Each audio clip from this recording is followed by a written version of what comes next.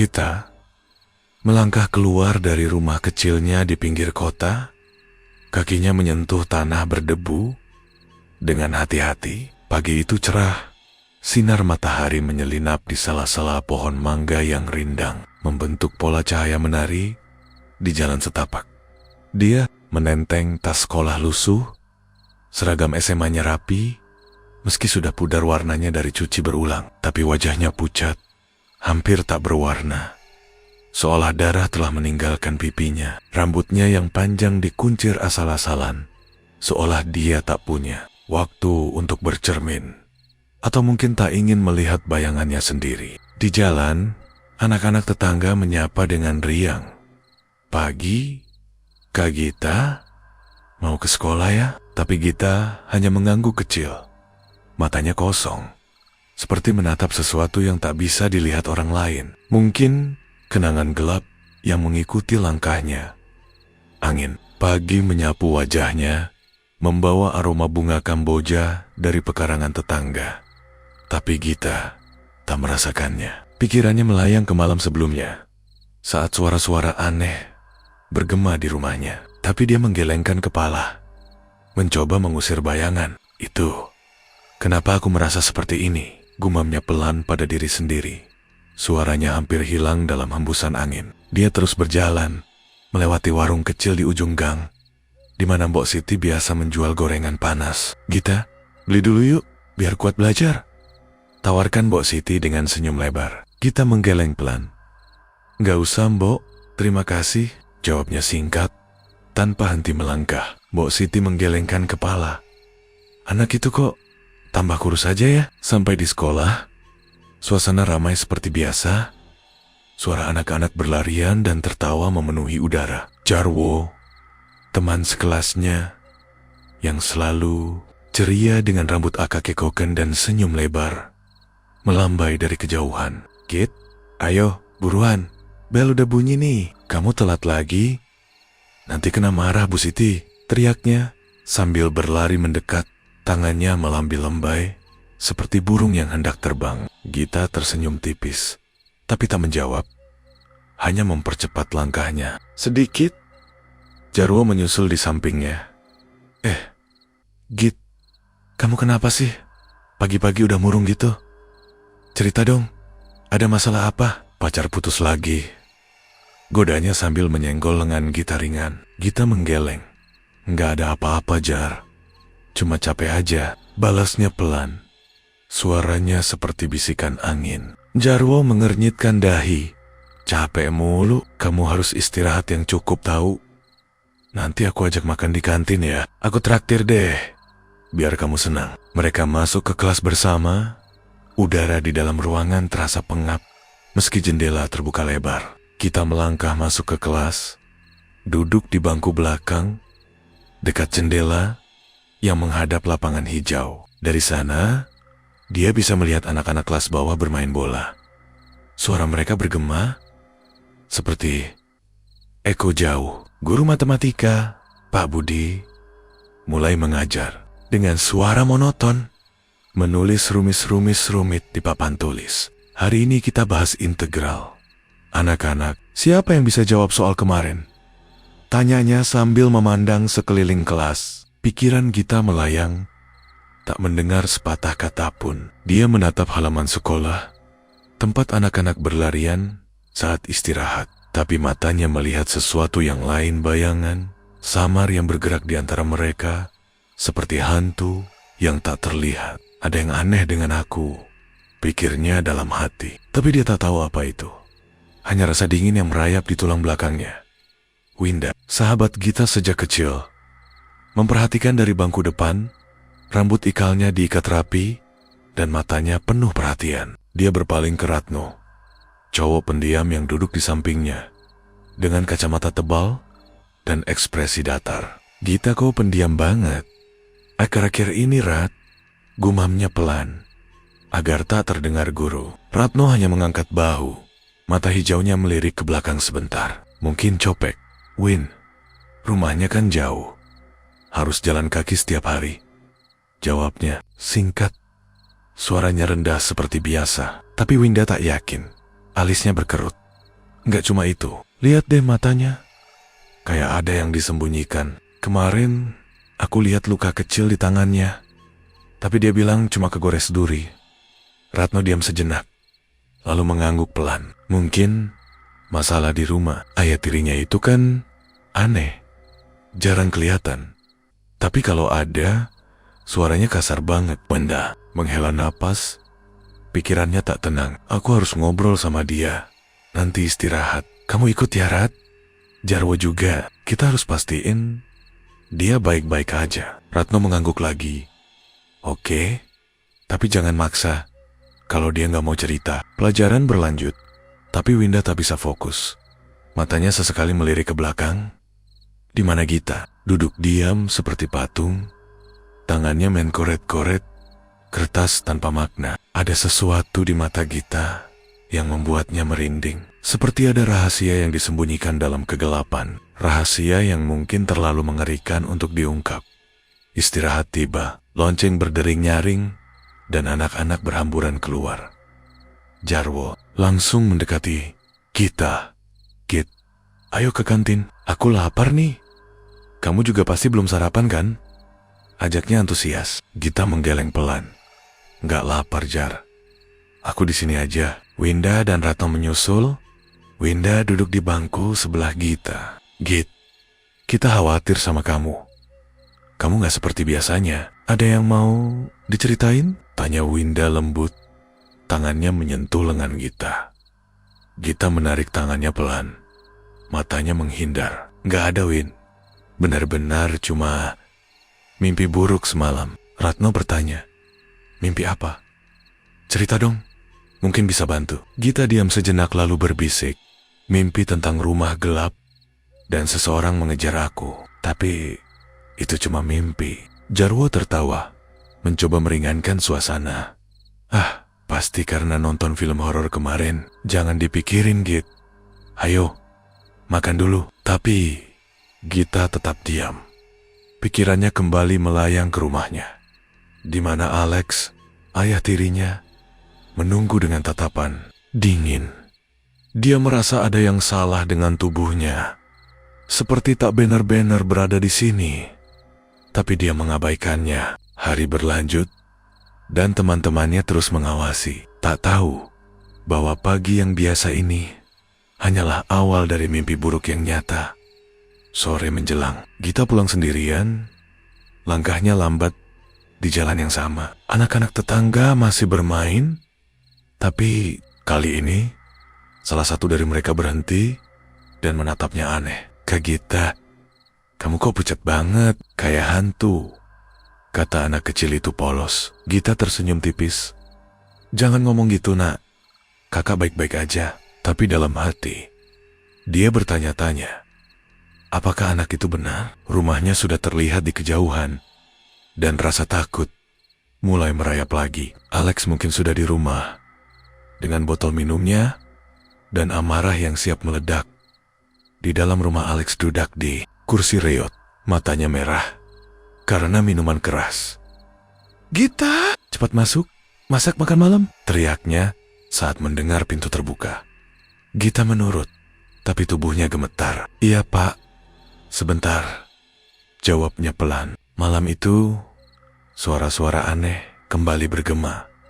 Tapi Gita mencoba tidur, tak tahu bahwa arwahnya sudah mulai berkeliaran, mencari keadilan yang hilang. Pagi berikutnya, siklus berulang. Gita keluar rumah lagi, wajah semakin pucat. Tapi sekolah memanggil, teman-temannya menunggu. Khawatir semakin dalam, Jarwo menyapa. Git, hari ini kamu harus cerita ya. Kita sahabat kan? Winda menambahkan. Benar, Git. Kami di sini buat kamu. Ratno diam, tapi matanya penuh dukungan. Gita mengangguk.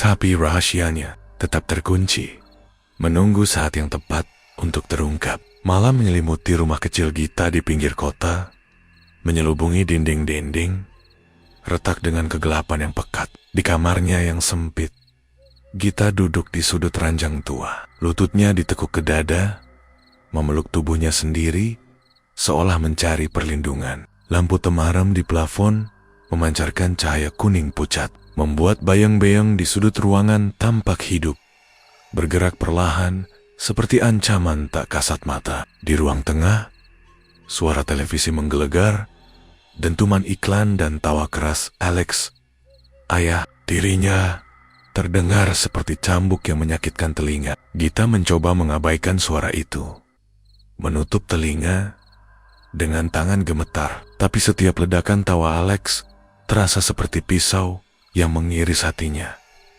Ibunya telah tiada sejak bertahun-tahun lalu, meninggalkan Gita dengan Alex yang dulu tempok, baik hati, namun kini berubah menjadi sosok yang dingin dan kejam. Malam demi malam, Gita mendengar langkah kaki Alex di lorong, berat dan penuh amarah, sering berhenti di depan pintu kamarnya. Bunyi itu tap, tap, tap membuat jantungnya berdegup kencang, seperti burung yang terperangkap dalam sangkar. Kemudian Alex hanya berdiri di sana, diam, sebelum akhirnya berbalik pergi. Tapi malam ini terasa berbeda. Ada ketegangan di udara, seperti badai yang menunggu untuk meledak.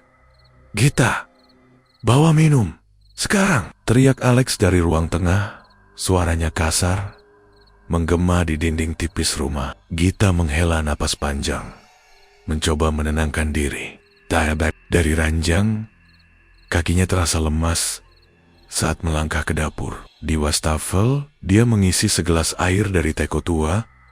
Tangannya gemetar, hingga setetes air tumpah ke lantai. Dia berjalan pelan menuju ruang tengah, menunduk, tak berani menatap wajah Alex yang duduk di kursi usang, botol minuman keras di tangannya. "Cepat sedikit, bodoh!" bentak Alex saat Gita meletakkan gelas di meja kayu yang sudah reot.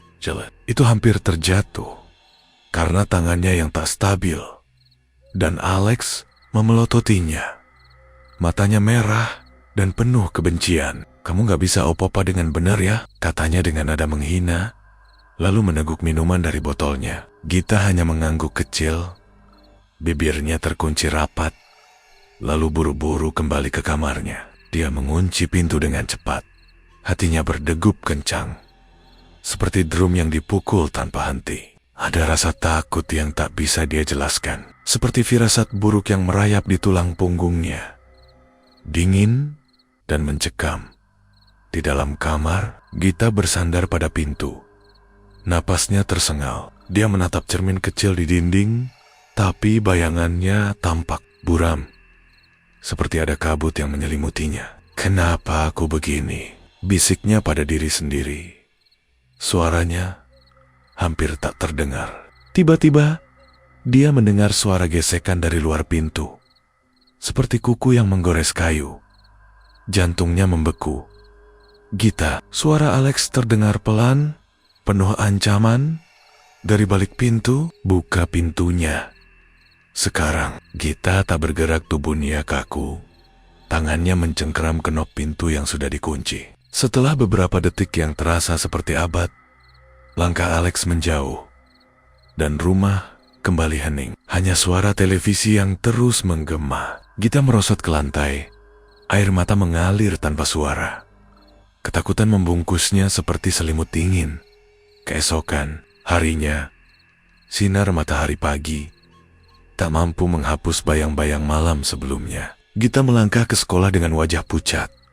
Seragamnya rapi, tapi matanya kosong, seperti cangkang tanpa jiwa. Di kantin sekolah, Winda, sahabatnya sejak kecil, menariknya ke sudut meja kayu yang penuh coretan.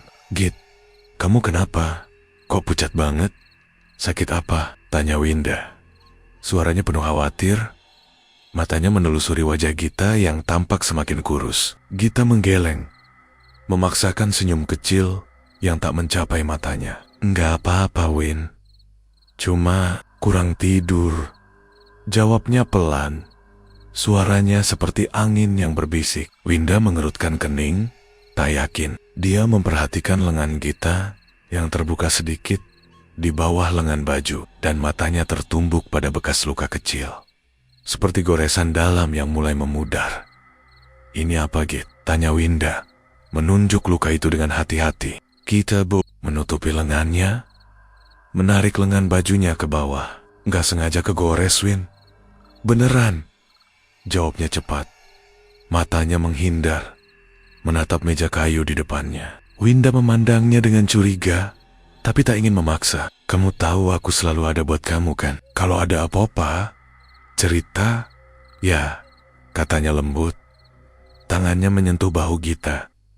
Gita hanya mengangguk, tapi hatinya terasa berat, seperti membawa beban yang tak bisa dibagi.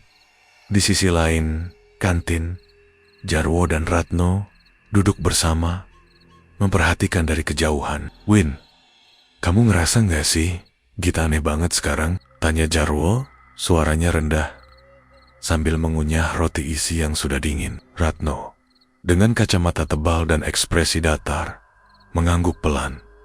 Iya, dia kayak nggak bener-bener ada di sini. Matanya kosong, kayak hantu, katanya. Suaranya pelan, tapi penuh keyakinan. Winda menoleh ke mereka, alisnya terangkat. Hantu? Jangan ngomong gitu, Rat. Dia cuma lagi ada masalah. Kayaknya ayah tirinya itu, aku pernah dengar dia orang kasar, bisik Winda. Matanya kembali ke Gita, yang kini menatap keluar jendela kantin, seolah dunia di luar lebih nyata baginya. Jarwo menggeleng. Kita harus ngobrol sama dia, Win.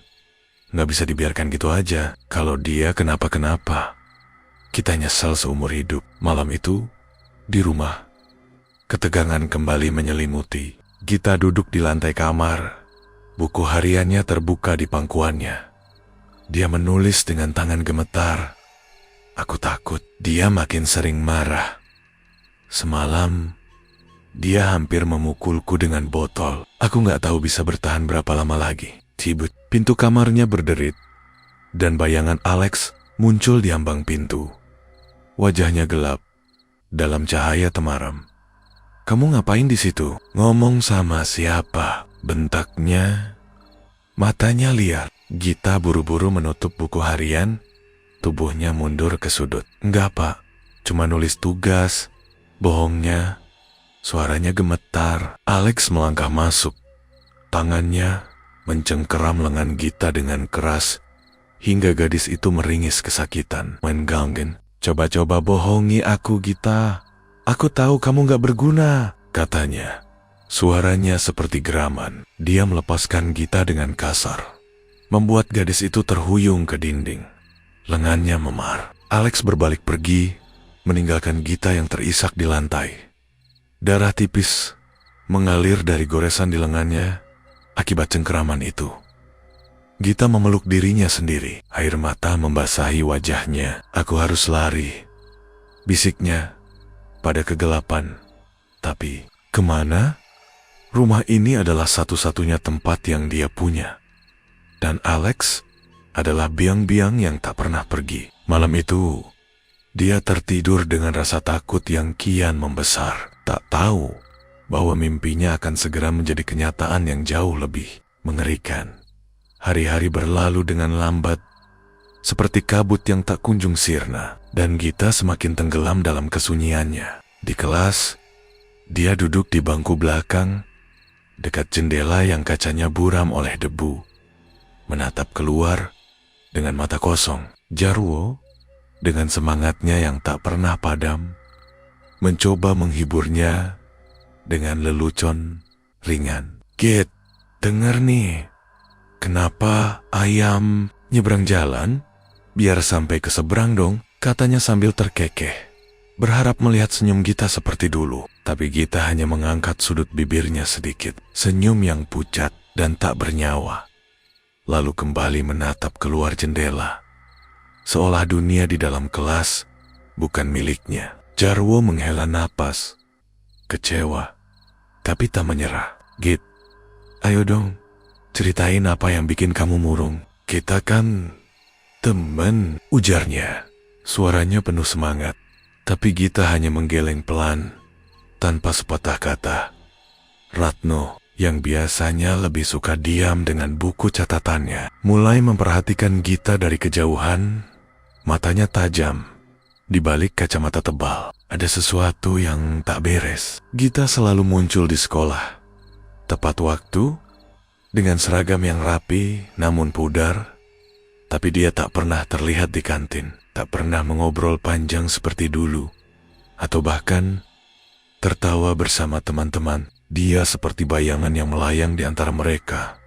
Hadir, tapi tak benar-benar ada. Suatu siang, di lorong sekolah yang sepi, Ratno menarik Winda ke samping, dekat lemari trofi yang berkarat. "Win, kamu gak ngerasa Gita aneh banget akhir-akhir ini?" tanyanya. Suaranya rendah, hampir seperti bisikan. Winda mengangguk, alisnya berkerut, matanya penuh kekhawatiran. "Iya Rat, kayak dia gak benar-benar ada di sini. Lihat deh, dia gak pernah makan, gak pernah ikut ngobrol, dan matanya itu kosong bengget, kayak gak hidup." Ratno mengangguk, jari-jarinya mengetuk-ngetuk dinding. "Aku perhatiin, dia selalu duduk sendiri, gak pernah nyanyi pas pelajaran seni, padahal dulu dia paling suka nyanyi. Apa dia bermasalah di rumah?" Winda menggigit bibir, teringat luka kecil di lengan Gita. "Mungkin ayat itu, aku pernah dengar dia kasar, tapi Gita gak pernah cerita apa-apa." Sore itu, matahari mulai tenggelam, mewarnai langit dengan semburat oranye yang redup. Jarwo berjalan pulang bersama anak-anak lain, tapi matanya tertumbuk pada sosok Gita yang melangkah sendirian di trotoar. Tas sekolahnya bergoyang pelan di bahunya. Dia mempercepat langkah, memanggil, "Gita, tunggu." Tapi Gita tak menoleh. Kepalanya tetap menunduk. Langkahnya mekanis, seperti boneka yang digerakkan tali. "Gita," panggil Jarwo lagi. Kini berlari kecil, napasnya mulai tersengal. Dia hampir menyusul. Tapi saat sampai di tikungan jalan yang dipenuhi pohon beringin tua, Gita tiba-tiba lenyap. Jarwo berhenti mendadak. Sepatunya menggesek trotoar hingga berderit. "Lah, kemana dia?" gumamnya. Kebingungan, matanya menyapu jalanan yang kosong. Dia berlari ke ujung tikungan, mencari di ganggang kecil, tapi tak ada jejak Gita. Hanya angin sepoi-sepoi yang bertiup, membawa aroma tanah dan daun kering. Jantung Jarwo berdetak kencang. Ada rasa dingin yang merayap di punggungnya. "Gak mungkin lenyap gitu aja," katanya pada diri sendiri. Tapi suaranya gemetar. Malam itu, Jarwo tak bisa tidur. Dia duduk di kamarnya, ponselnya menyala, dan mengirim pesan ke grup kecil bersama Winda dan Ratno. "Bro, serius, tadi sore aku lihat Gita, tapi dia kayak lenyap di tikungan. Kalian percaya nggak?" Tulus, jari-jarinya bergetar saat mengetik. Winda membalas cepat. "Serius, Jar? Kamu nggak salah lihat? Dia beneran hilang gitu aja." Ratno seperti biasa, lebih tenang, menulis, "Mungkin kamu cuma kecapekan, Jar. Tapi iya, Gita aneh banget. Aku juga notice. Dia kayak nggak nyata kadang-kadang." Jarwo membalas, "Nggak, bro. Aku yakin banget itu dia. Tapi pas aku nyusul, dia nggak ada. Kayak hantu." Winda mengetik, "Jangan ngomong gitu, Jar. Tapi kita harus cari tahu. Besok kita ajak dia ngobrol serius." Aku khawatir banget. Mereka sepakat untuk bertemu di sekolah keesokan harinya, bertekad mencari jawaban.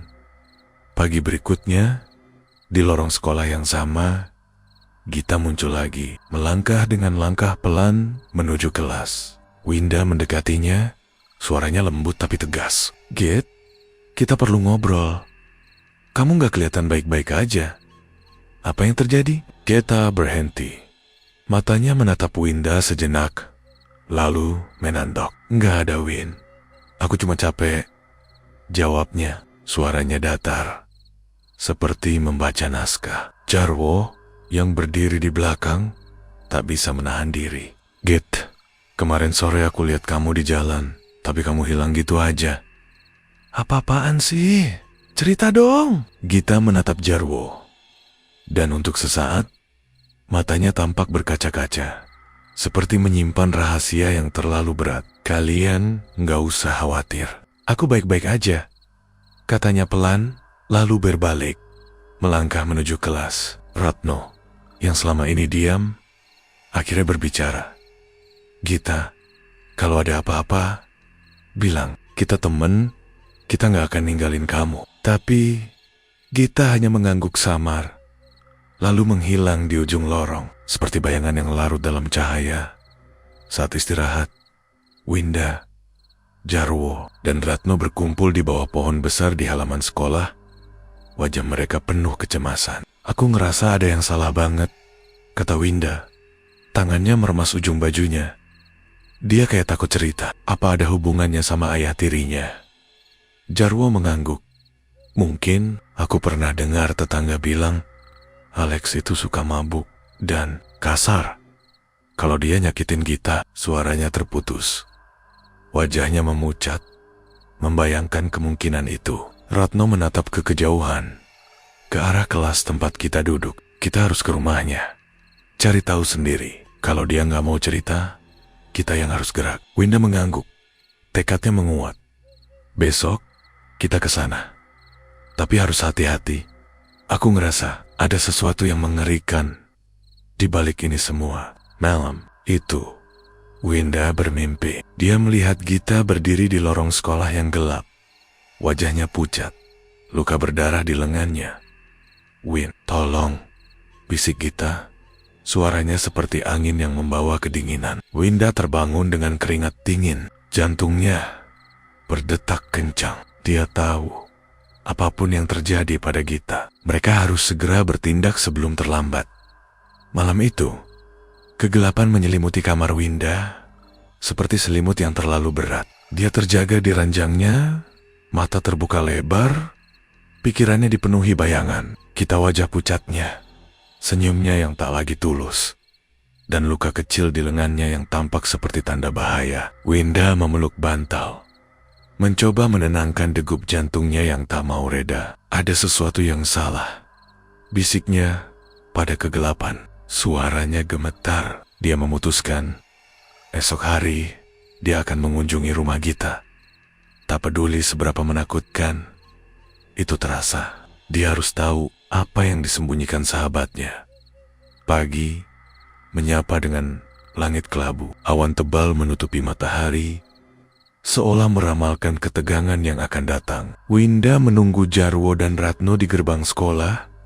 Tangannya mencengkeram tali tas. Dengen, Arat, kita harus cek apa yang salah sama Gita, katanya tegas saat keduanya tiba. Wajahnya penuh tekad. Jarwo, dengan rambut acak-acakan dan senyum yang kini memudar, mengangguk. Iya, Win. Aku juga ngerasa nggak enak. Kemarin dia kayak lenyap gitu aja di jalan. Nggak wajar. Ratno, seperti biasa, hanya mengangguk pelan.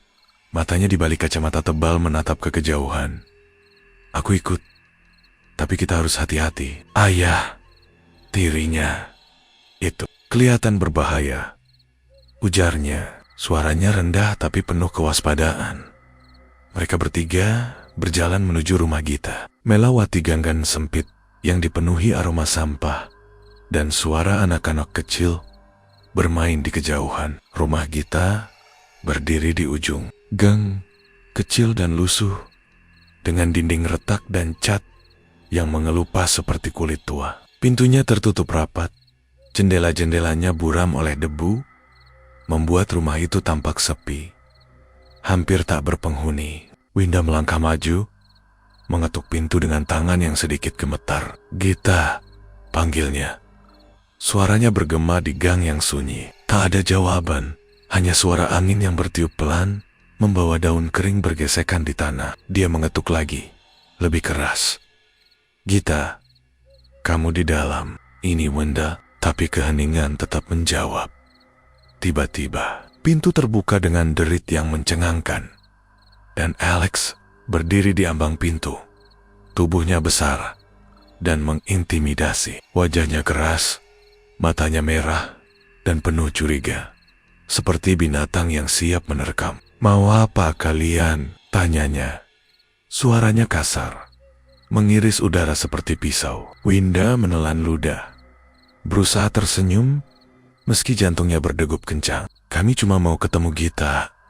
Pak, dia di rumah? Tanyanya. Suaranya bergetar, tapi dia berusaha terdengar sopan. Alex menggeleng. Gerakannya kaku. Matanya tak lepas dari mereka. Gita ke sekolah. Pulang aja, katanya singkat. Lalu membanting pintu dengan keras, hingga getarannya terasa di kaki mereka. Ketiganya saling pandang. Wajah mereka penuh kebingungan dan ketegangan. Ke sekolah, tapi kita baru dari sana. Gita nggak ada di kelas hari ini, kata Jarwo. Alisnya terangkat. Suaranya penuh keheranan. Ratno diam, tapi wajahnya menegang. Matanya menyipit, menatap pintu yang baru saja ditutup. Ada yang gak beres, gumamnya. Suaranya rendah, seperti bisikan. Winda mengangguk. Tangannya mengepal. Aku juga ngerasa gitu. Alex itu, metalnya, serem banget. Kayak dia sembunyikan sesuatu. Jarwo menggosok lehernya. Kalian ngerasa nggak? Rumah itu bau aneh. Kayak bau besi atau apa gitu. Winda mengerutkan kening. Bau besi? Maksudnya apa, Jar? Jarwo menggeleng. Entah kenapa, aku ngerasa nggak nyaman aja tadi. Mereka berjalan menjauh dari rumah. Tapi pikiran Winda tak bisa lepas dari Gita. Di sekolah tadi, Gita memang tak terlihat. Tapi beberapa hari terakhir, dia selalu muncul di kelas. Duduk di bangku belakang, diam seperti patung. Kalian ingat nggak? Kita bilang, jangan ke rumahnya lagi. Dia bilang itu bahaya, kata Winda. Suaranya penuh kekhawatiran. Ratno mengangguk. Iya, dia kayak takut banget waktu bilang gitu. Kita harus cari tahu lebih banyak. Mungkin kita coba tanya tetangga. Jarwo setuju. Ide bagus, tapi kita harus hati-hati. Kalau Alex tahu kita kepo, bisa bahaya. Malam itu, Winda tak bisa tidur. Dia terbangun dari mimpi buruk. Keringat dingin membasahi dahi. Dalam mimpinya, dia melihat Gita berdiri di ujung lorong sekolah yang gelap. Wajahnya pucat seperti kertas.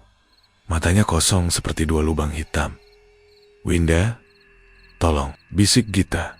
Suaranya seperti angin yang membawa hawa dingin. Tapi kali ini, darah mengalir dari lengan Gita, menetes ke lantai, membentuk genangan merah yang mengerikan. Winda mencoba mendekat, tapi Gita menghilang, meninggalkan hanya suara tangisan yang bergema. Winda terbangun dengan jeritan tertahan, hatinya berdegup kencang. Gita, bisiknya. Tangannya mencengkeram selimut. Dia tahu sesuatu sedang terjadi, sesuatu yang mengerikan. Dan dia harus mencari tahu sebelum terlambat. Pagi berikutnya, Winda, Jarwo, dan Ratno kembali berkumpul di sekolah. Wajah mereka penuh tekad. Kita harus ke tetangga Gita. Mungkin mereka tahu sesuatu, kata Winda. Suaranya tegas, meski ada getar ketakutan di dalamnya. Jarwo mengangguk. Aku dengar ada Mbok Sari, tetangga sebelah rumah Gita. Katanya dia suka ngobrol. Mungkin dia tahu apa-apa. Ratno menambahkan, tapi kita nggak boleh kelihatan mencurigakan. Kalau Alex tahu, dia bisa marah besar. Winda menghela napas. Aku tahu, tapi kita nggak bisa diam aja. Gita butuh kita.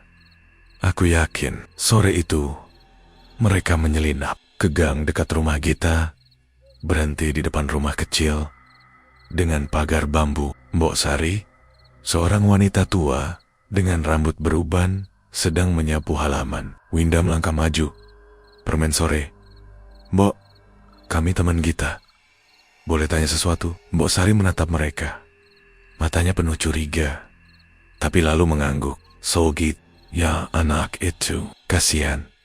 Aku sering dengar teriakan dari rumahnya malam-malam. Alex, bapaknya, suka mabuk. Kadang aku dengar Gita nangis, tapi apa daya. Aku cuma tetangga. Winda menahan napas.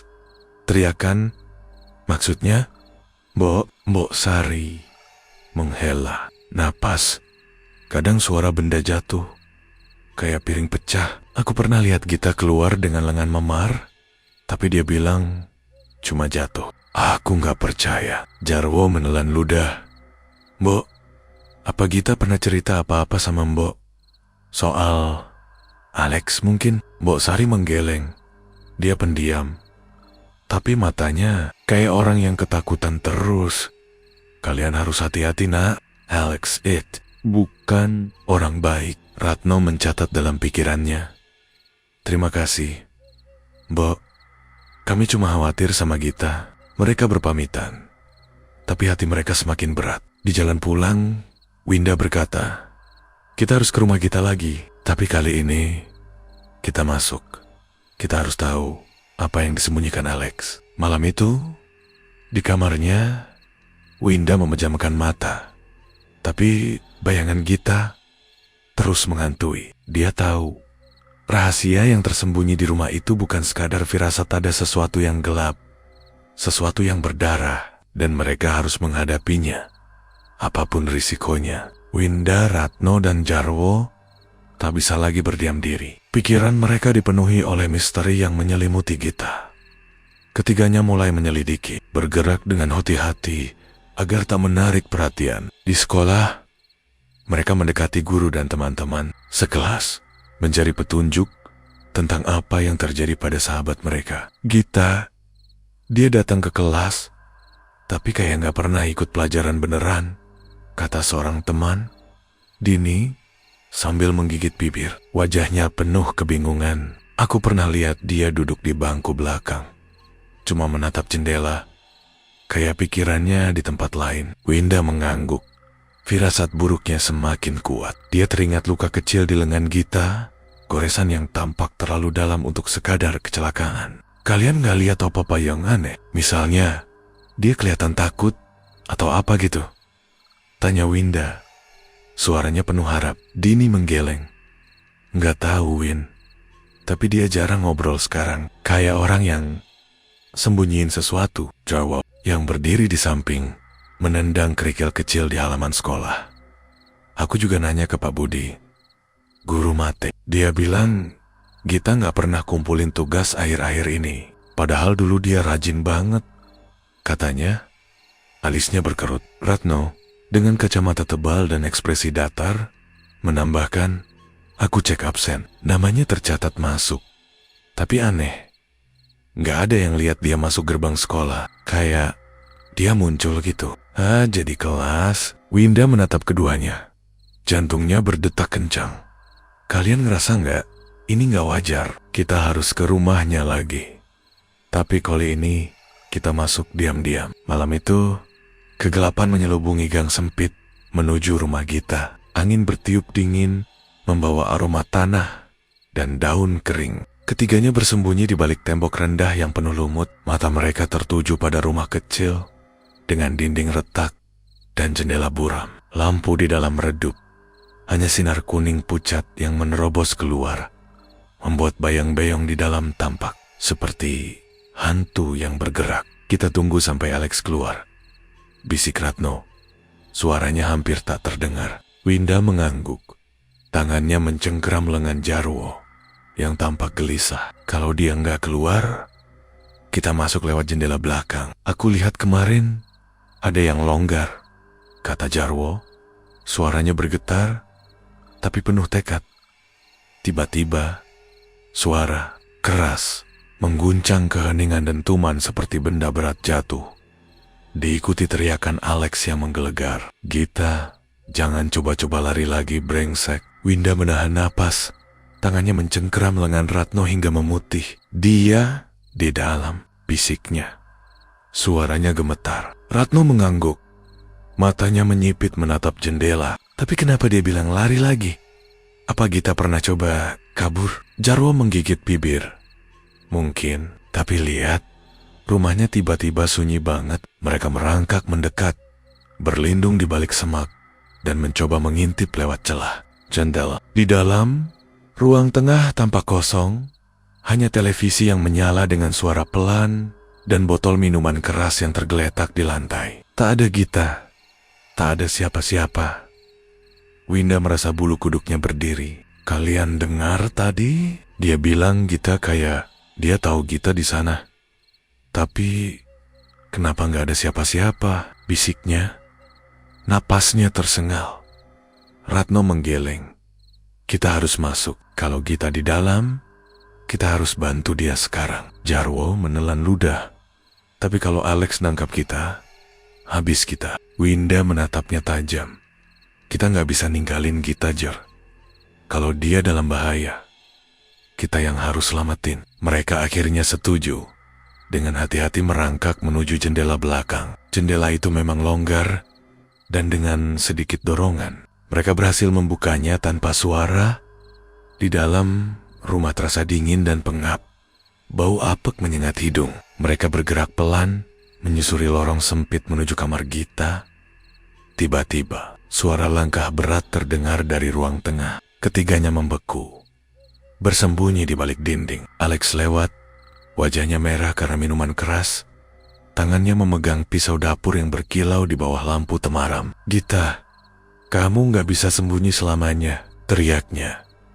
Suaranya penuh amarah. Winda menutup mulut dengan tangan, menahan jeritan. Pisau itu tampak bernoda, seperti ada sisa darah kering di ujungnya. Alex masuk ke kamar lain, dan ketiganya buru-buru melanjutkan ke kamar Gita. Di dalam kamar, mereka menemukan ranjang tua yang berderit, dan meja kecil yang penuh debu. Winda membuka laci, menemukan buku catatan kecil, yang ternyata adalah buku harian Gita.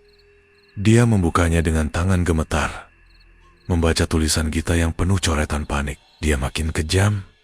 Semalam dia hampir memukulku dengan botol. Aku takut. Aku nggak tahu kemana harus lari. Winda menahan air mata, menunjukkan buku itu pada Ratno dan Jarwo. Lihat ini, bisiknya. Jarwo membaca. Wajahnya memucat. Ya, Tuhan. Win, dia dalam bahaya besar. Ratno mengangguk. Kita bawa buku ini. Ini bukti. Kita harus lapor polisi. Tiba-tiba, suara langkah Alex mendekat lagi. Siapa di sana? Bentaknya. Suaranya mengguncang dinding. Ketiganya buru-buru bersembunyi di bawah ranjang. Napas mereka tertahan. Alex masuk, pisaunya masih di tangan. Matanya liar mencari-cari. Dia mendekati ranjang, lalu tiba-tiba menusukkan pisau ke kasur. Sekali, dua kali, hingga bulu kasur berterbangan. Aku tahu kamu di sini, Gita! Teriaknya. Wajahnya penuh kemarahan. Darah segar menetes dari tangannya, seolah dia baru saja melukai sesuatu orang. Winda menutup mulut lebih erat. Air mata mengalir di pipinya. Takut ketahuan, untungnya Alex berbalik dan keluar, meninggalkan mereka dalam ketakutan yang mencekam. Mereka keluar dari persembunyian. Tubuh mereka gemetar. Kita harus pergi sekarang, bisik Ratno, memegang buku harian Gita erat-erat. Mereka menyelinap keluar melalui jendela, berlari menjauh dari rumah itu dengan jantung berdegup kencang. Di gang, Winda berhenti, napasnya tersengal. Kalian lihat pisau itu. Itu ada darahnya, katanya. Suaranya penuh horor. Jarwo mengangguk. Aku takut banget tadi. Kalau dia tahu kita di sana. Ratno memotong. Kita punya buku ini. Besok kita ke polisi. Gita dalam bahaya. Atau mungkin udah terlambat. Keesokan harinya, Gita muncul lagi di sekolah. Duduk di bangku belakang seperti biasa. Tapi tak ada yang melihatnya masuk gerbang. Winda mendekatinya. Tangannya gemetar. Git, kamu kemarin kemana? Kami ke rumahmu. Tapi Gita memetong. Suaranya pelan, hampir seperti bisikan angin. Jangan ke rumahku lagi, Win. Bahaya, Natalia, penuh ketakutan. Luka baru di lengannya tersembunyi di bawah lengan baju. Winda mencoba bertanya lebih lanjut. Git, apa yang terjadi? Cerita dong. Kita bisa bantu. Tapi Gita hanya menggeleng, lalu bangkit dan berjalan pergi. Tubuhnya seolah larut ke dalam kerumunan, seperti bayangan yang menghilang di bawah sinar matahari. Winda menatap kepergiannya. Hati kecilnya berbisik bahwa mereka semakin dekat dengan kebenaran yang mengerikan, tapi juga semakin dekat dengan bahaya yang tak terbayangkan. Puncak ketegangan menyelimuti hati Winda. Ratno, dan Jarwo seperti kabut gelap yang tak bisa ditembus. Firasat buruk yang selama ini menghantui mereka kini terasa begitu nyata, mendorong mereka untuk bertindak. Winda tak bisa lagi berdiam diri. Pikirannya dipenuhi bayangan Gita yang pucat dan luka-luka di lengannya. "Kita nggak bisa nunggu lagi," katanya dengan tegas di bawah pohon besar di halaman sekolah. Matanya berkilat, penuh tekad. "Malam ini, kita ke rumah Gita. Kita harus tahu apa yang terjadi." Jarwo, yang biasanya ceria, kini tampak gelisah. Tangannya menggosok leher. "Tapi, Win, kalau Alex ada di sana, dia serem. Tahu, aku nggak mau kita kenapa-kenapa." Ratno, dengan kacamata tebal dan ekspresi dingin, memotong, "Kita nggak punya pilihan, Jar. Gita dalam bahaya. Kita tunggu sampai Alex keluar, lalu masuk diam-diam." Winda mengangguk. "Setuju, kita masuk lewat jendela belakang. Aku lihat itu rusak kemarin." Malam itu, gang menuju rumah Gita diselimuti kegelapan. Hanya diterangi lampu jalan yang berkedip lemah. Angin bertiup dingin, membawa aroma tanah dan daun kering yang bergesekan di trotoar. Ketiganya bergerak pelan, bersembunyi di balik tembok. Lumut, mata mereka tertuju pada rumah kecil yang tampak seperti makam hidup. Lampu dalam rumah redup.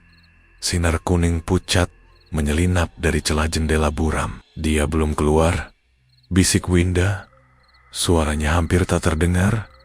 Jantungnya berdetak kencang. Jarwo menelan ludah. "Kita tunggu sebentar lagi. Kalau kita masuk aja."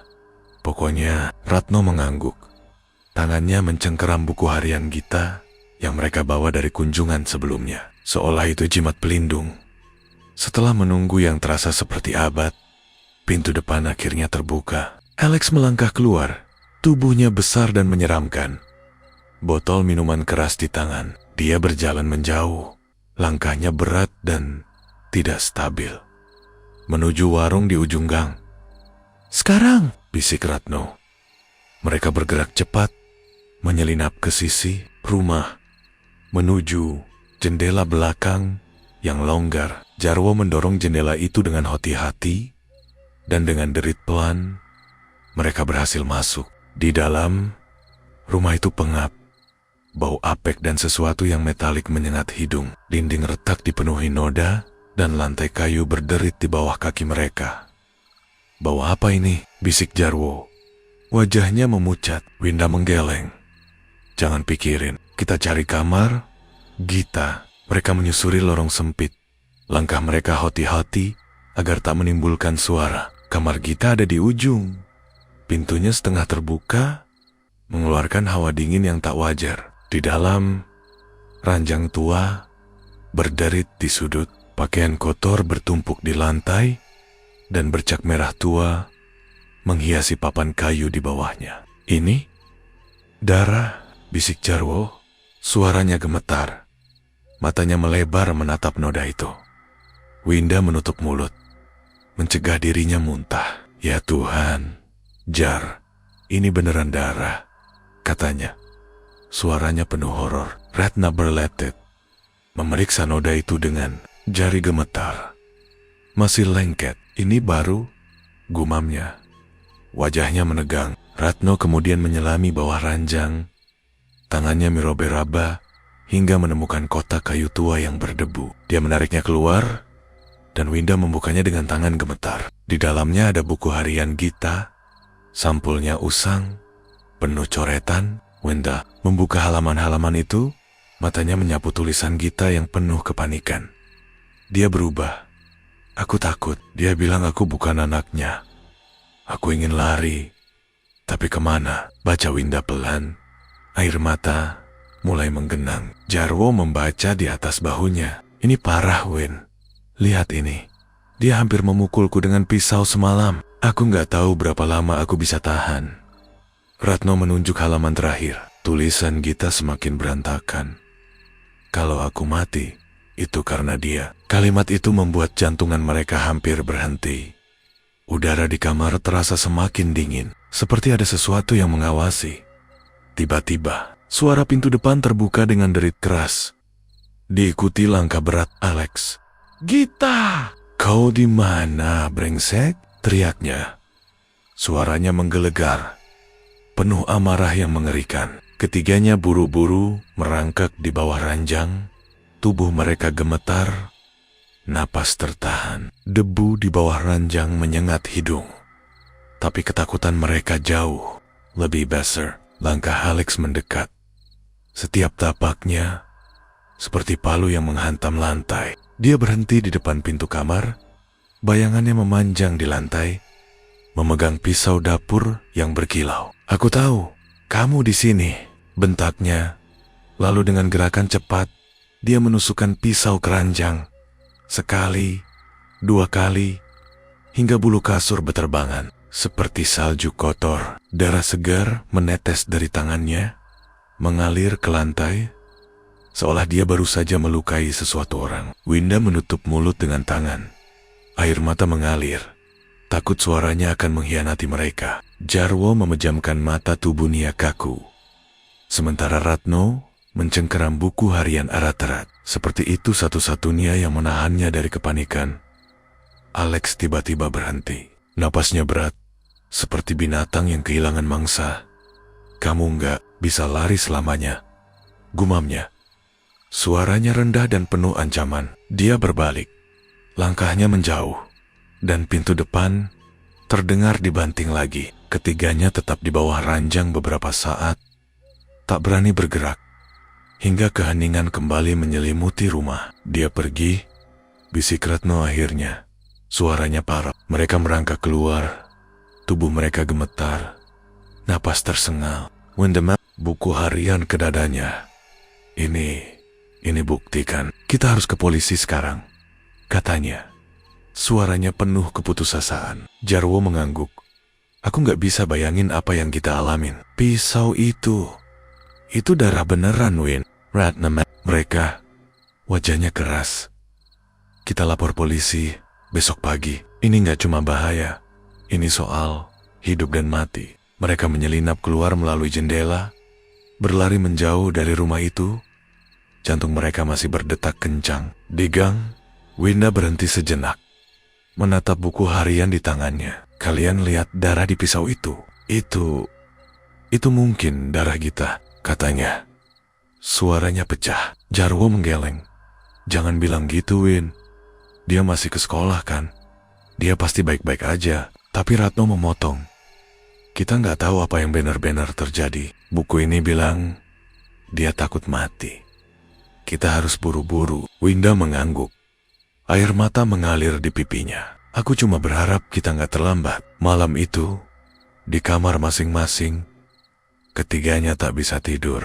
Winda memeluk buku harian Gita, membaca ulang kalimat-kalimat penuh ketakutan itu. Jarwo menatap plafon.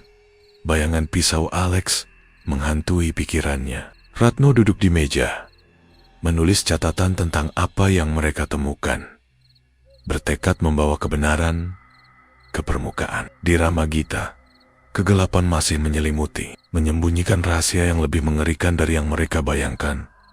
Dan arwah Gita, entah bagaimana, terus muncul di sekolah, menanti keadilan yang tak kunjung tiba.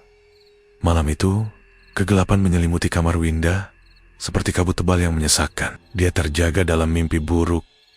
Tubuhnya basah keringat, jantungnya berdegup kencang. Dalam mimpinya, Gita berdiri di depannya, di lorong sekolah yang gelap dan dingin. Pakaian Gita robik-robik, kain seragamnya compang-camping, menempel di tubuhnya yang pucat seperti mayat. Wajahnya penuh luka goresan dalam di pipi, memar ungu di leher, dan darah mengalir perlahan dari lengan yang tergantung lemas. "Wenda, dia membunuhku," bisik Gita. Suaranya seperti angin yang membawa hawa kematian. Mata kosongnya menatap lurus ke jiwa Winda. Winda mencoba menjangkau, tapi tangannya hanya menyentuh udara. "Gita, siapa? Apa yang terjadi?" teriaknya. Tapi bayangan Gita memudar, meninggalkan hanya genangan darah di lantai. Winda terbangun dengan jeritan tertahan, tangannya mencengkeram selimut, air mata membasahi pipi. "Bukan cuma mimpi," gumamnya. Suaranya gemetar. Dia tahu kebenaran mengerikan itu nyata. Pagi menyapa dengan langit kelabu. Awan tebal menutupi matahari, seolah meramalkan badai yang akan datang. Winda, Ratno, dan Jarwo berkumpul di gerbang sekolah. Wajah mereka pucat. Buku harian kita tergeletak di tangan Winda seperti beban berat. Kita harus ke polisi sekarang, kata Winda. Suaranya tegas, meski matanya merah karena menangis malaman. Jarwo mengangguk, tapi wajahnya penuh keraguan. Win, apa polisi bakal percaya? Kita, Kuma, anak SMA, dan cuma punya buku ini. Ratno, dengan kacamata tebal dan ekspresi keras, memotong. Buku ini bukti. Tulisan Gita bilang dia takut mati karena Alex. Kita nggak bisa diam. Winda menggenggam buku itu erat. Aku lihat Gita di mimpi tadi malam. Dia bilang, "Taya debun, kita nggak punya waktu lagi." Mereka berjalan menuju kantor polisi di pinggir kota. Langkah mereka cepat meski hati dipenuhi ketakutan. Di ruang tunggu yang pengap, mereka bertemu seorang polisi tua, Pak Darmo, yang menatap mereka dengan alis. "Terence, anak-anak, kenapa kalian kesini? Masalah apa?" tanyanya. Suaranya ramah, tapi penuh curiga. Winda melangkah maju, tangannya gemetar saat menyerahkan buku harian. "Pak, ini soal teman kami, Gita. Kami pikir dia dalam bahaya." Atau udah, nggak ada. Pak Darmo membuka buku itu. Matanya menyipit membaca tulisan Gita yang penuh coretan panik. Dia bilang dia takut sama ayah tirinya, Alex. Dan kami lihat darah di rumahnya. Tambah Ratno. Suaranya datar tapi tegas. Jarwo menimpali. "Kami masuk diam-diam, Pak. Ada pisau di sana. Kayak ada noda darah kering." Pak Darmo mengangguk. "Pelan. Ini serius. Kami akan cek rumahnya. Kalian tunggu di sini." Polisi bergerak cepat. Mereka tiba di rumah Gita, yang kini tampak lebih menyeramkan. Di bawah sinar matahari redup, pintu didobrak, dan di dalam, petunjuk mengerikan mulai terungkap. Bercak darah di lantai kamar Gita, yang dibersihkan setengah hati, masih terlihat jelas. Di laci meja Alex, mereka menemukan pisau dapur dengan noda merah tua yang mengering. Baunya metalik dan mual. Pakaian Gita robek dan berlumur darah, tersembunyi di dalam karung di gudang belakang. "Ini pakaian anak itu," kata seorang polisi. Suaranya berat, sambil mengangkat kain seragam yang penuh sobekan. Pak Darmo memeriksa lebih lanjut, menemukan goresan di dinding gudang, seperti tanda perlawanan seseorang yang putus asa. "Eida, perjuangan di sini," gumamnya. Wajahnya menegang. Alex ditangkap sore itu. Saat dia kembali dari warung dengan botol minuman keras di tangan, dia meronta. Wajahnya merah karena amarah dan alkohol. "Gita masih hidup. Dia pergi sekolah setiap hari," teriaknya. Suaranya parau. Matanya liar seperti binatang yang terpojok. Polisi menahannya. Tapi kata-katanya membuat Winda, Ratno, dan Jarwo yang menunggu di luar saling pandang dengan horor. Dia bilang, "Gita ke sekolah, tapi kita tahu dia nggak ada di kelas hari ini," bisik Winda. Tangannya gemetar. Joff menggigit bibir. "Win, apa yang kita lihat di sekolah? Apa itu beneran Gita?" Ratno diam, tapi matanya penuh ketegangan. "Kita lihat dia, tapi dia kayak bayangan. Aku nggak tahu apa itu.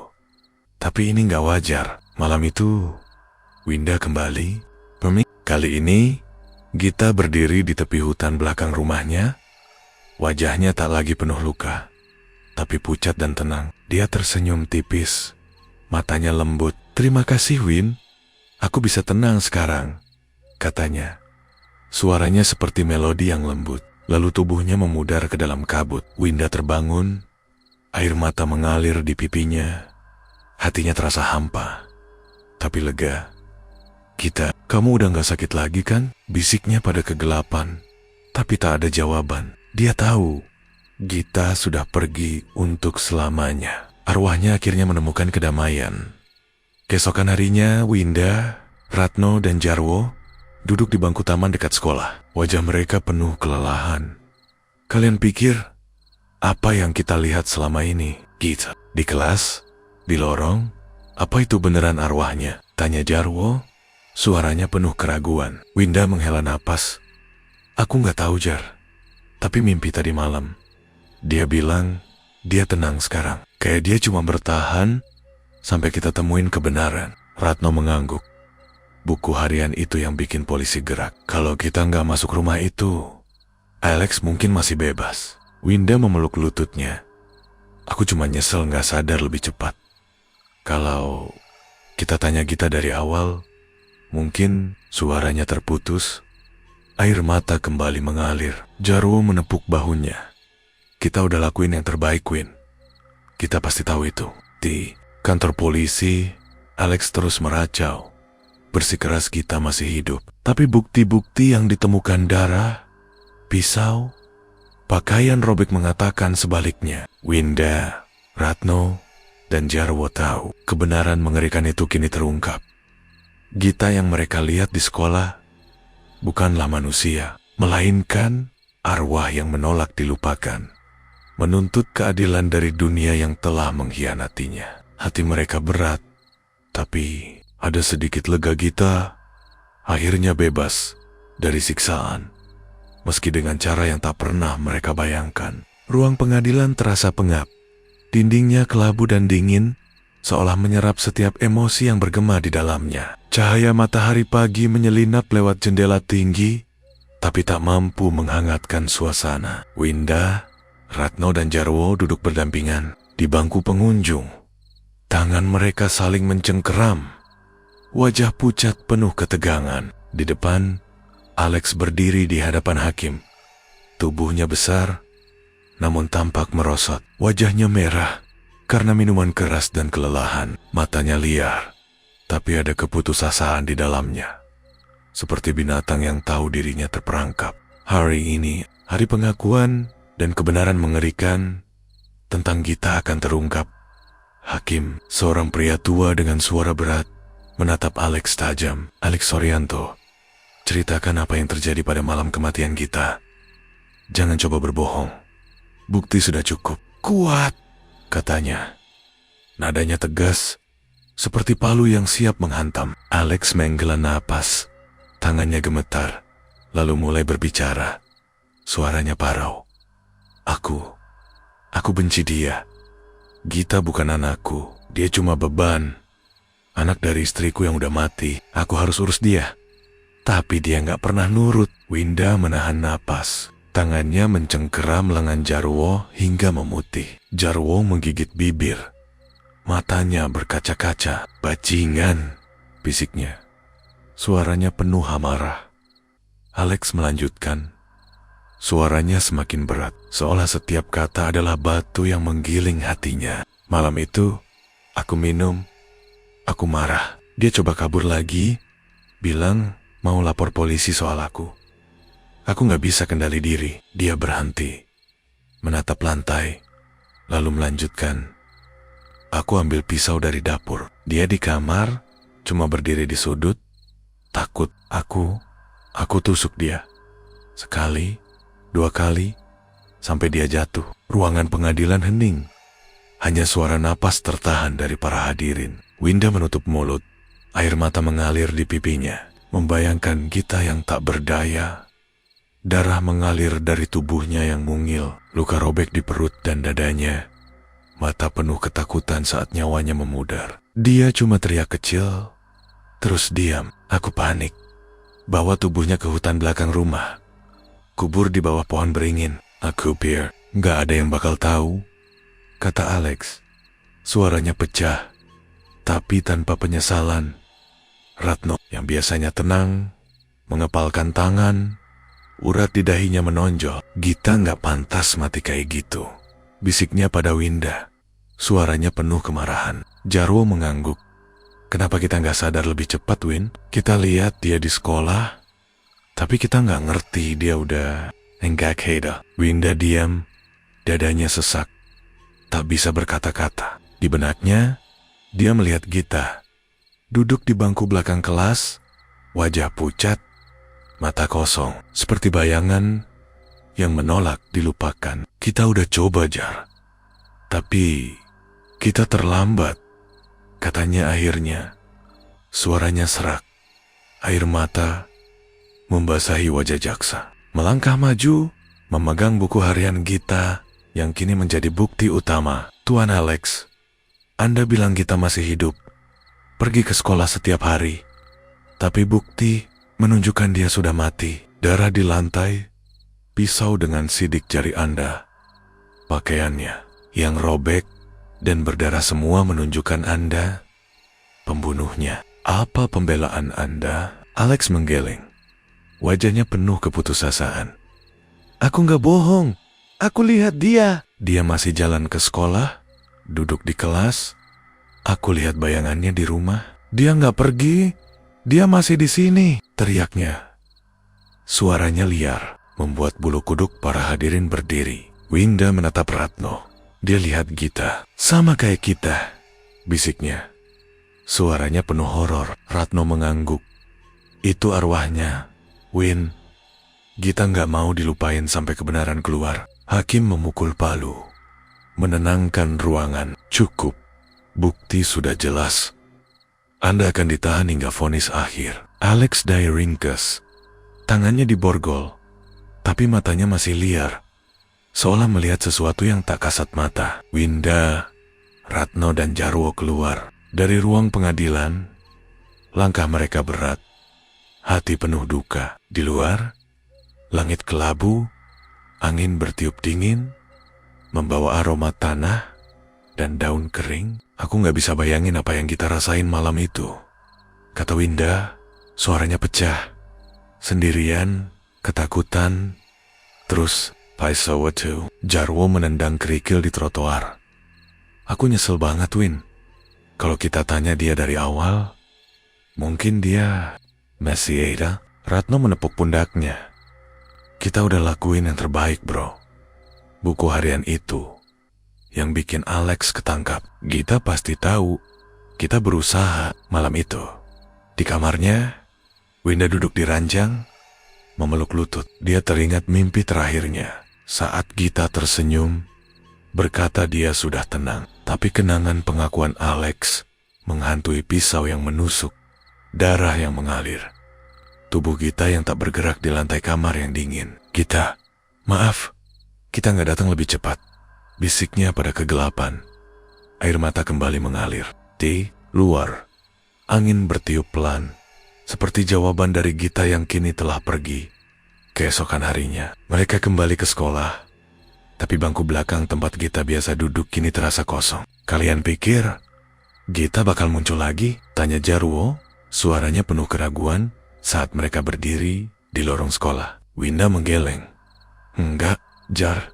Dia udah tenang. Aku rasa dia cuma bertahan sampai kita temuin kebenaran. Ratno mengangguk. Arwahnya kuat. Dia nggak nyerah sampai Alex ngaku. Winda tersenyum tipis.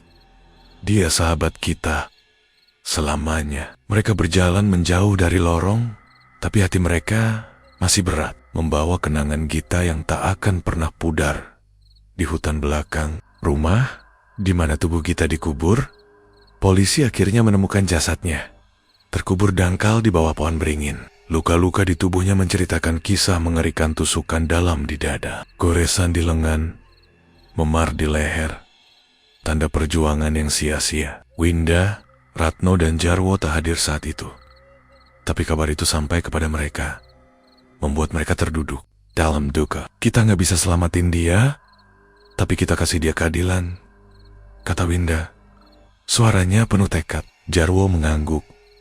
Iya, Gita pasti bangga sama kita. Ratno diam, tapi matanya berkaca-kaca. Untuk pertama kalinya menunjukkan imut. Di dalam hati Winda, dia berjanji akan selalu mengenang Gita, sahabat yang arwahnya berjuang hingga akhir untuk kebenaran. Beberapa minggu berlalu sejak pengakuan mengerikan Alex di pengadilan. Namun bayangan Gita masih menghantui Winda, Ratno, dan Jarwo. Sekolah yang dulu penuh tawa kini terasa hampa. Bangku belakang di kelas mereka seperti lubang kosong yang tak bisa diisi. Untuk menghormati sahabat mereka, sekolah mengadakan upacara kecil di aula. Sebuah perpisahan sederhana untuk mengenang Gita. Pagi itu, sinar matahari menyelinap melalui jendela aula, menerangi karangan bunga putih yang diletakkan di meja kecil. Di samping foto Gita yang tersenyum foto. Dari masa ketika matanya masih penuh kehidupan, Winda berdiri di depan bangku belakang kelas mereka, tempat Gita biasa duduk, memandanginya dengan hati berat. Di tangannya, dia memegang setangkai melati putih. Aroma harumnya lembut, namun memilukan. "Git, maaf kita nggak bisa selamatin kamu," katanya pelan. Suaranya serak, air mata menggenang di mata. "Tapi kami janji, nggak akan pernah lupa kamu." Dia meletakkan bunga itu di bangku. Jari-jarinya menyentuh kayu dingin, seolah berharap merasakan kehadiran Gita sekali lagi. Ratno dan Jarwo berdiri di sampingnya, diam, tapi mata mereka berkaca-kaca, mencerminkan duka yang sama. Jarwo menggosok hidung, berusaha menyembunyikan isakannya. "Aku masih nggak percaya, Win. Dia selalu ada di sini, ketawa sama kita, nyanyi bareng pas pelajaran seni." Sekarang suaranya terputus. Dia menunduk, tak sanggup melanjutkan. Ratno, yang biasanya pendiam, menatap bangku itu dengan ekspresi tegang. Dia berjuang sendirian, dan kita nggak tahu, katanya. Suaranya rendah tapi penuh penyesalan, tapi dia cukup kuat buat ninggalin petunjuk. Buku harian itu yang bikin Alex ketangkap. Winda mengangguk, menarik napas dalam. Gita nggak nyerah, Rat. Bahkan setelah dia pergi, dia masih muncul di kelas. Kayak mau pastiin kita temuin kebenaran. Jarwo menatap mereka, matanya merah. "Kalian pikir dia beneran arwah? Waktu kita lihat dia di sekolah, aku masih merinding tiap ingat dia lenyap di tikungan jalan itu." Winda tersenyum kecil. "Aku yakin itu dia, Jar. Gita nggak mau dilupain." Sampai keadilan datang, upacara dimulai, dan kepala sekolah, Ibu Ani, memberikan sambutan singkat. Gita adalah siswa yang ceria, penuh semangat. Kepergiannya menyisakan duka, tapi semangatnya akan terus hidup di hati kita, katanya. Suaranya lembut, tapi penuh emosi. Beberapa siswa menangis, terutama mereka yang pernah dekat dengan Gita. Winda memandang foto Gita di meja. Teringat hari-hari ketika mereka berlari di halaman sekolah, berbagi rahasia di kantin, dan tertawa hingga perut sakit. "Kenapa kita nggak lihat tanda-tandanya, Git?" bisiknya dalam hati. Dadanya sesak. Setelah upacara, ketiganya berjalan ke halaman sekolah, di bawah pohon besar, tempat mereka sering berkumpul. Langit cerah, seperti pagi-pagi ketika Gita masih berjalan ke sekolah. Tasnya bergoyang di bahu, senyum kecil di wajahnya. Winda merasa angin sepoi-sepoi menyentuh pipinya, lembut seperti pelukan, membawa aroma melati yang samar. Dia tersenyum kecil, matanya berkaca-kaca. "Itu kamu, ya Git?" Ngucapin "selamat tinggal," katanya pelan, seolah berbicara pada udara. Jarwo menatapnya, alisnya terangkat. "Kamu ngerasa apa, Win?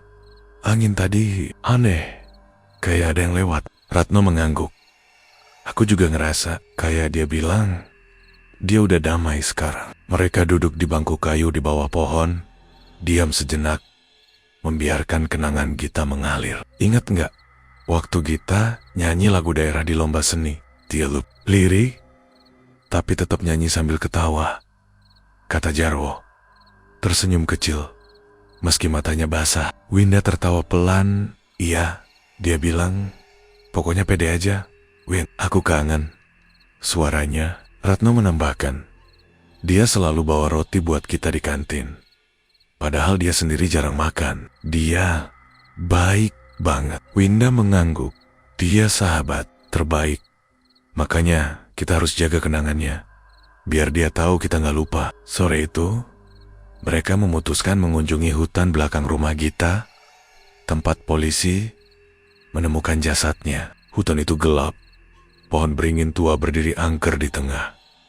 Akar-akarnya seperti tangan yang mencakar tanah. Di bawahnya, tanah masih gembur, tanda penggalian baru-baru ini. Windu berletet, meletakkan seikat melati di sana. "Gate, kamu nggak sendirian lagi," katanya. Suaranya pecah. Jarwo menatap tanah. "Aku nggak bisa bayangin apa yang kamu lalui. Pisau itu, Tera itu," suaranya terhenti. Dia menutup mata, membayangkan Gita yang berjuang melawan Alex. Luka robek di dadanya. Darah mengalir ke lantai. Tangannya mencakar dinding dalam keputusasaan. Ratno meletakkan tangan di bahu Jarwo. "Jangan pikirin itu, Jar. Dia udah bebas sekarang." Malam menjelang, dan mereka kembali ke sekolah untuk terakhir kalinya hari itu. Di lorong menuju kelas, Winda berhenti di depan bangku Gita. "Kalian pernah ngerasa dia masih di sini nggak?" tanyanya. Suaranya penuh harap. Jarwo mengangguk. "Iya, Wen. Kayak dia masih duduk di situ, ngeliatin kita sambil senyum." Ratno tersenyum tipis. "Mungkin dia masih ngawasin. Pastiin kita nggak sedih terus." Winda mengangguk. "Aku janji, Gate, kami bakal jalani hidup ini buat kamu juga." Mereka berjalan keluar dari kelas, meninggalkan bangku kosong itu. Tapi kenangan Gita tetap hidup, terpatri dalam hati mereka. Di luar, langit malam mulai bertabur bintang, dan angin kembali bertiup, membawa aroma melati yang lembut. Winda menatap langit, merasa Gita ada di sana, tersenyum dari kejauhan. "Selamat jalan, Git," bisiknya. Dan untuk pertama kalinya, hatinya terasa ringan. Mereka bertiga berjalan menjauh, meninggalkan sekolah, tapi membawa Gita dalam setiap langkah mereka. Selamanya.